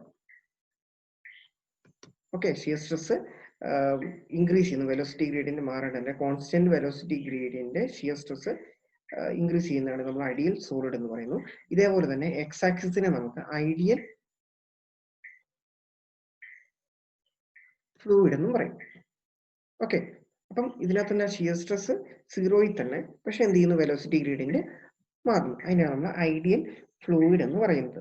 ഇനി നമുക്ക് ഇതിന്റെ ഓരോ ഗ്രാഫായിട്ട് കാണാം. ഇതിനകത്ത് ആദ്യം കാണുന്ന ഗ്രാഫിലെ പി ക്യൂ, ഇതിനെയാണ് നമ്മൾ ഒരു തിക്സോട്രോപിക് ഫ്ലൂയിഡ് എന്ന് പറയുന്നത്.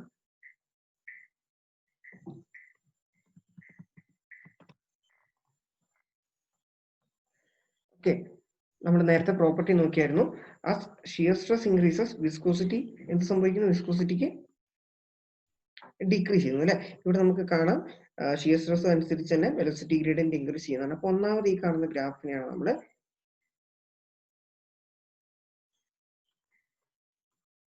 തിക്സോട്രോപിക് ഫ്ലൂയിഡ് എന്ന് പറയുന്നത്. ഇതിന് തൊട്ട് താഴെയായിട്ട് വരുന്നേക്കുന്ന ഈ ഒരു പി ഡി, ഈ ഒരു ഗ്രാഫിനെ നമ്മൾ ബിംഗം പ്ലാസ്റ്റിക് എന്ന് പറയുന്നു. ബിംഗം പ്ലാസ്റ്റിക്കിന്റെ പ്രോപ്പർട്ടി ഞാൻ നേരത്തെ പറഞ്ഞത്, അതുമായിട്ട് നിങ്ങൾ ഒന്ന് മാച്ച് ചെയ്യാൻ ശ്രമിക്കുക. ഇനി അടുത്തതായിട്ട് ഒ ഇ, ഈ കാണുന്ന ഒ ഇ എന്ന് പറയുന്ന ഈ ഒരു ഗ്രാഫ് ആയിരിക്കണം നമ്മുടെ സ്യൂഡോ പ്ലാസ്റ്റിക്.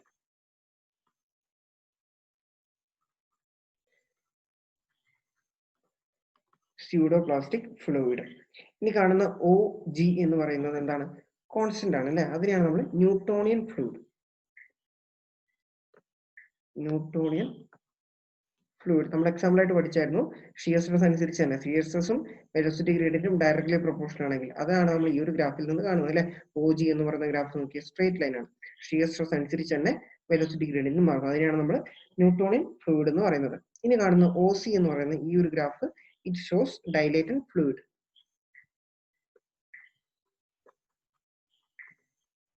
അപ്പം ചില ഇയേഴ്സിൽ ഇങ്ങനത്തെ ഈ ഗ്രാഫ് വെച്ചിട്ട് തന്നെ ഏത് തരം ഫ്ലൂയിഡ് ആണ് ഓരോന്നും എന്നും ചോദിച്ചിട്ടുണ്ട്. അപ്പൊ നമ്മൾ ഈ ഒരു കാര്യം കൂടെ ജസ്റ്റ് ഒന്ന് അറിഞ്ഞിരിക്കണം. ഓരോ ഫ്ലൂയിഡും അതിന്റെ ഒരു graphical representation variation with shear stress and velocity gradient. Okay, ഇനി അടുത്തതായിട്ടാണ് ഒരു ക്വസ്റ്റ്യൻ.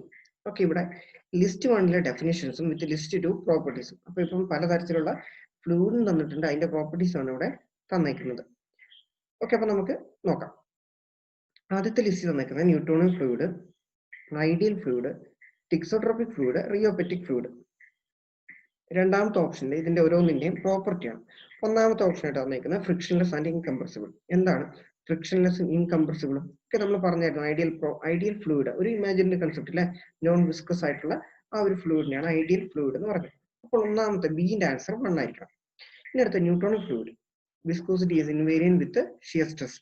വിസ്കോസിറ്റി ഷിയർ സ്ട്രെസ് അനുസരിച്ച് മാറുന്നില്ല. ഓക്കെ, അതിനാണ് നമ്മൾ എന്ത് പറയുന്നത്, ന്യൂട്ടോണിയൻ ഫ്ലൂയിഡ് എന്ന് പറയുന്നത്. ഇനി നോക്കിക്കുക അടുത്തത് തിക്സോട്രോപിക് ഫ്ലൂയിഡ്.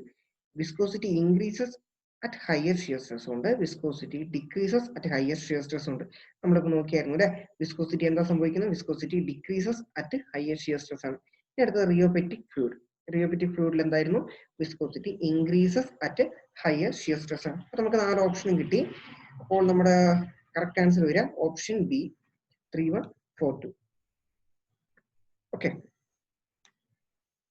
കിട്ടിയല്ലോ, ഓപ്ഷൻ സി ആയിരുന്നു ആൻസർ.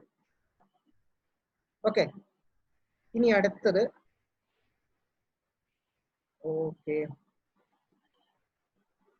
ഇതൊരു ചെറിയൊരു മിസ്റ്റേക്ക് ഞാൻ കാണിച്ചായിരുന്നു. നിങ്ങളോട് ന്യൂട്ടോണിയൻ ഫ്ലൂയിഡ്സിന്റെ എക്സാമ്പിൾസ് പറഞ്ഞിട്ടില്ലായിരുന്നു അല്ലെ. അപ്പോ ന്യൂട്ടോണിയൻ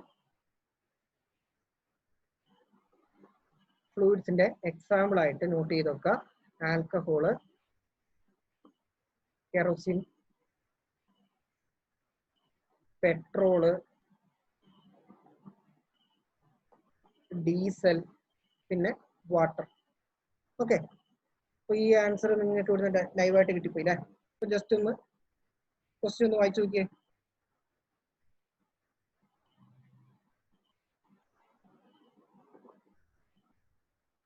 ഓക്കെ, ഇതൊരു പുതിയ ക്വസ്റ്റ്യൻ ആണ്.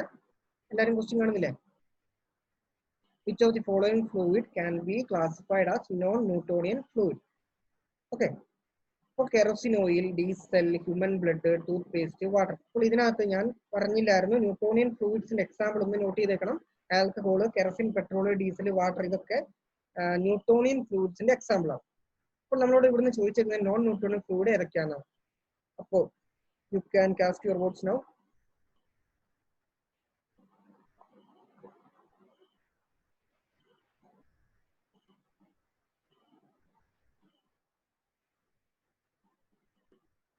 ആറ് പേരും കറക്റ്റ് ആൻസർ ആണ് തന്നേക്കുന്നത്. 7 റെഡി, 9, 10, 13, ഒരാൾ മാത്രം തെറ്റിച്ചേ, ശ്രദ്ധിക്കണം. Okay, option കണ്ടില്ലായിരുന്നോ? ഓക്കെ, 11 പേരിൽ 10 പേര് ശരിയാക്കിയിട്ടുണ്ട്. ജസ്റ്റ് നോക്കണം. Which of the following fluid can be non Newtonian അല്ലേ. നോൺ ന്യൂട്ടോണിയൻ എന്ന് പറയുമ്പോൾ ഇപ്പൊ ഇതിനകത്ത് പറഞ്ഞതില് കെറോസിൻ വന്നിട്ടുണ്ട്, ഡീസൽ വന്നിട്ടുണ്ട്, വാട്ടർ വന്നിട്ടുണ്ട്. പിന്നെ ആകെയുള്ളത് ഹ്യൂമൻ ബ്ലഡും ടൂത്ത് പേസ്റ്റ് ആണ്. നമ്മൾ നേരത്തെ കഴിഞ്ഞ എക്സാമ്പിൾസ് ആയിട്ട് നമ്മൾ പഠിച്ചതല്ലേ. അത് ആ പറഞ്ഞ പ്രോപ്പർട്ടീസ് എല്ലാം നോൺ ന്യൂട്ടോണിയൻ ഫ്ലൂയിഡ്സിന്റെ ആയിരുന്നു. അപ്പോൾ ഇവിടെ ഓപ്ഷൻ എന്ന് പറയുന്നത് 3 and 4 ആൻസർ കിട്ടിയോ? റെഡി അല്ലേ? ഇനി പോയിസി ഹാസ് യൂണിറ്റ് ഓഫ്, ഇതിനകത്ത് ഏതാണ് പോയിസിന്റെ യൂണിറ്റ്? ഇത് നമ്മൾ സിമ്പിൾ ആയിട്ട് കണ്ടതായിരുന്നു. അപ്പോ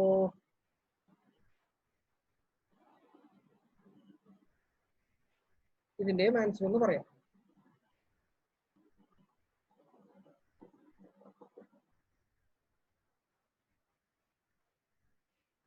മൂന്ന് പേര് ആൻസർ വന്നിട്ടുണ്ട്. 4, 5,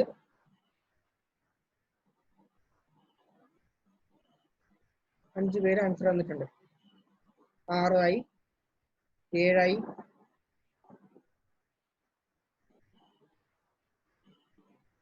ഓക്കെ നിർത്തല്ലേ.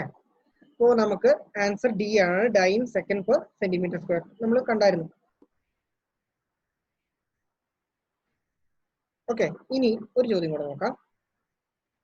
ഇത് ടഫാണ്, എന്നാലും ഒന്ന് ചെയ്ത് നോക്കാം. ഇതിനകത്ത് കുറച്ച് ഡയമെൻഷണൽ ഇക്വേഷൻസ് ആണ് തന്നേക്കുന്നത്. അപ്പോൾ ഓരോന്നിന്റെയും ഡയമെൻഷണൽ ഇക്വേഷൻ വെച്ചിട്ട് നമ്മൾ മാച്ച് ചെയ്യണം. Okay, your time starts now. തുടങ്ങിക്കോ.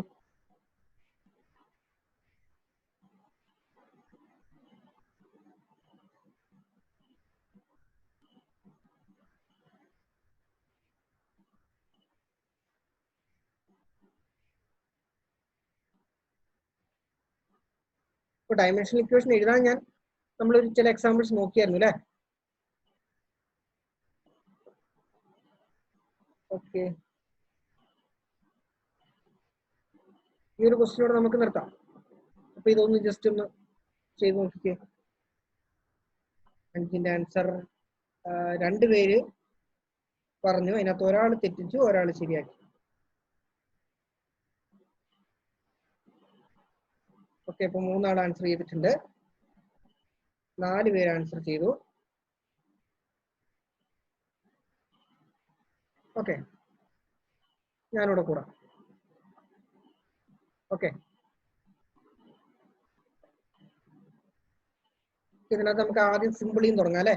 ഏറ്റവും ആദ്യം സ്പെസിഫിക് ഗ്രാവിറ്റി. സ്പെസിഫിക് ഗ്രാവിറ്റിന് ഒരു യൂണിറ്റ്ലെസ് ക്വാണ്ടിറ്റി ഇല്ല. അപ്പൊ അതിന്റെ ഡയമെൻഷൻ ഫോർമുല എന്ന് പറയുന്നത് എന്തായിരിക്കും? m⁻0 l⁻0 t⁻0. അപ്പോൾ നമുക്ക് ഇങ്ങോട്ട് പോയി ഇങ്ങോട്ടേക്ക്. അപ്പോൾ A 2 ആവുന്ന 2 ഓപ്ഷനേ ഉള്ളൂ, ബാക്കി 2 നമുക്ക് ഒഴിവാക്കാം. ഈ ഓപ്ഷൻ അല്ല, നമുക്ക് കോഎഫിഷ്യന്റ് ഓഫ് വിസ്കോസിറ്റി എടുക്കണം. കോഎഫിഷ്യന്റ് ഓഫ് വിസ്കോസിറ്റി അല്ലെങ്കിൽ ഡൈനാമിക് വിസ്കോസിറ്റിന്റെ യൂണിറ്റ് അല്ലെങ്കിൽ ഡയമെൻഷണൽ ഫോർമുല കണ്ടുപിടിക്കാം. അപ്പോ ഡയമെൻഷൻ ഫോർമുല കണ്ടുപിടിക്കാൻ വേണ്ടി കോഎഫിഷ്യന്റ് ഓഫ് വിസ്കോസിറ്റി എന്ന് പറയുമ്പോൾ എന്തായിരുന്നു? സ്ട്രെസ് ബൈ s⁻⁻1 അല്ലെ, റേറ്റ് ആയിരുന്നു. അപ്പോൾ ഷിയർ സ്ട്രെസിന്റെ യൂണിറ്റ് എന്ന് പറയുന്നത് എന്തായിരുന്നു? Newton per metre square per second square. ഈ ന്യൂട്ടനെ ഞാൻ ഇനി മാറ്റണം അല്ലെ. ന്യൂട്ടനെ മാറ്റാൻ വേണ്ടിയിട്ട് kilogram metre per second square per metre square. Okay, ഈ ന്യൂമറേറ്റർ മാത്രമാണ് ഞാൻ ഇപ്പോൾ എടുത്തേക്കുന്നത്. അപ്പോൾ ഇവിടെ ഞാൻ ജസ്റ്റ് ഡയമെൻഷൻ ഇക്വേഷൻ ഉപയോഗിക്കുകയാണ്. m l t⁻² divided by l⁻² എന്ന് പറയുമ്പോൾ എത്ര വരും? m l⁻⁻1 t⁻². താഴെ ഒരു അല്ല, താഴെ എന്തുണ്ട്? s⁻⁻1 ഇല്ല. അപ്പോൾ അത് മേലെത്തുമ്പോഴത്തേക്ക് എന്ത് സംഭവിക്കും? m l⁻⁻1 t⁻². ഇക്വേഷൻ കിട്ടിയോ? ഇതായിരിക്കും എന്ത്? m കോഎഫിഷ്യന്റ് ഓഫ് വിസ്കോസിറ്റിന്റെ. അത് ഞാൻ എന്തിനാ അങ്ങോട്ട് വരച്ചേ?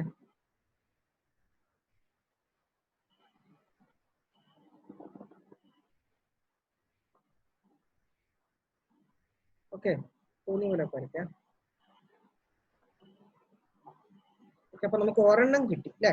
ഇനി കോഎഫിഷ്യന്റ് ഓഫ് വിസ്കോസിറ്റിന്റെ കിട്ടി m l⁻⁻1 t⁻². അപ്പൊ ഇതാണ് കോഎഫിഷ്യന്റ് ഓഫ് വിസ്കോസിറ്റിന്റെ യൂണിറ്റ്.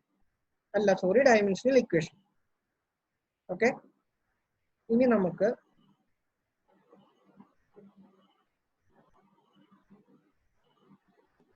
അടുത്തത് കൈനമാറ്റിക് വിസ്കോസിറ്റി എന്ന് പറയുമ്പോൾ ജസ്റ്റ് ഞാനിപ്പോ കോഎഫിഷ്യന്റ് ഓഫ് വിസ്കോസിറ്റി ഞാനിപ്പോ കണ്ടുപിടിച്ചല്ലോ, എനിക്ക് എഴുതാലോ m l⁻⁻1 t⁻². ഇനി കൈനമാറ്റിക് വിസ്കോസിറ്റി എന്ന് പറയുമ്പോൾ ഡിവൈഡ് ബൈ ഡെൻസിറ്റി കൂടെ വരുന്നില്ലേ? ഓക്കെ, ഡെൻസിറ്റി എന്ന് പറയുമ്പോൾ എന്താണ്? പിന്നെ എന്താ വരിക? മാസ് ബൈ വോളിയം വരും ഇല്ലേ? മാസ് ബൈ അല്ല, വെയിറ്റ് ബൈ വോളിയം അല്ല, density, sorry, mass by volume തന്നെ. അപ്പോൾ മാസും പിന്നെ വോളിയം എന്ന് പറയുമ്പോഴത്തേക്കും ഡിവൈഡ് ബൈ l⁻3. അപ്പോൾ അത് മേലെ ചെല്ലുമ്പോഴത്തേക്കും l⁻⁻3. ഇതും ഇങ്ങോട്ട് ചെല്ലുമ്പോഴത്തേക്കും എന്ത് സംഭവിക്കും? l⁻+3. അപ്പോൾ നമുക്ക് മാസും പോയി. അപ്പോൾ നമ്മുടെ യൂണിറ്റ് വരിക m⁻0 l⁻+2 t⁻². അത്രയല്ലേ കിട്ടുക? കറക്റ്റ് ആണ്, l⁻+2 t⁻². അതായത് ആ വരുന്നത് കൈനമാറ്റിക് വിസ്കോസിറ്റി എന്ന് പറഞ്ഞാൽ ഇതാ കിടക്കുന്നത് m⁻0 l² t⁻². ഓക്കെ, ഇനി സ്ട്രെസ് എന്ന് പറയുമ്പോൾ എന്താ? ഫോഴ്സ് ബൈ ഏരിയ അല്ലെ. ഫോഴ്സിന്റെ യൂണിറ്റ് നമുക്ക് നേരത്തെ കിട്ടിയായിരുന്നു. Force by area. ഫോഴ്സിന്റെ യൂണിറ്റ് എന്ന് പറയുന്നത് m l t⁻². ഏരിയ എന്ന് പറയുന്നത് l². അപ്പോൾ നമുക്ക് ഈ എൽ മേലെ ചെല്ലുമ്പോഴത്തേക്കും ml⁻⁻⁻⁻⁻⁻⁻⁻⁻⁻⁻⁻⁻⁻⁻⁻⁻⁻⁻⁻⁻⁻⁻⁻⁻⁻⁻⁻⁻⁻⁻⁻⁻⁻⁻⁻⁻ സ്ട്രെസിന്റെ യൂണിറ്റ് ml⁻⁻⁻⁻⁻⁻⁻⁻⁻. ഓക്കെ, എല്ലാവർക്കും മനസ്സിലായില്ലേ? അപ്പോൾ നമുക്ക് ഇന്നത്തെ ക്ലാസ് വൈൻഡ് അപ്പ് ചെയ്യാം. ഞാനൊരു ക്വസ്റ്റ്യൻ കൂടെ നോക്കിയിട്ടുണ്ടായിരുന്നു. ജസ്റ്റ് ഇതും വേണേൽ ജസ്റ്റ് ഒന്ന് നോക്കാം. ഇത് നിങ്ങൾ ഡയറക്റ്റ് ആ എക്സാമ്പിൾ തന്നെയായിരുന്നു.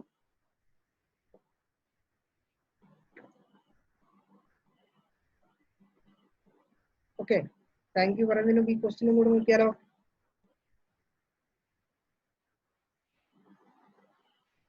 നോക്കുന്നോ?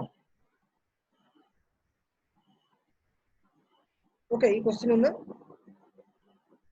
ട്രൈ ചെയ്യുക. നിങ്ങൾക്ക് ആ എക്സാമ്പിൾ നോക്കിയാൽ മനസ്സിലാവും. അതുകൊണ്ടാണ് ഞാൻ ആ എക്സാമ്പിൾ പറഞ്ഞപ്പോൾ ഒക്കെ പറഞ്ഞായിരുന്നു പ്രോപ്പർട്ടീസും വേണം, ആ എക്സാമ്പിൾസ് നിങ്ങൾക്ക് പഠിക്കുന്നത് വളരെ ഇമ്പോർട്ടൻ്റ് ആണ്. ഇങ്ങനത്തെ ക്വസ്റ്റ്യൻസ് ഒക്കെ വരാൻ ചാൻസ് ഉണ്ട്. ഓക്കെ, അപ്പോൾ ഇതിന്റെ ആൻസർ എന്ന് പറയുന്നത് ആൻസർ എ ആണ് കേട്ടോ.